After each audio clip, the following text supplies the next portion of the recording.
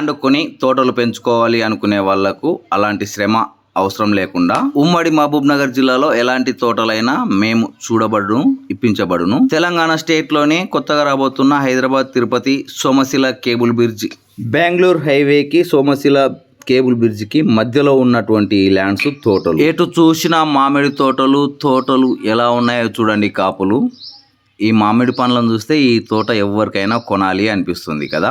మరి ఇంకెందుకు ఆలస్యం, ఇలాంటి తోట కొనాలి అన్నా అమ్మాలి అన్నా మమ్మల్ని సంప్రదించండి.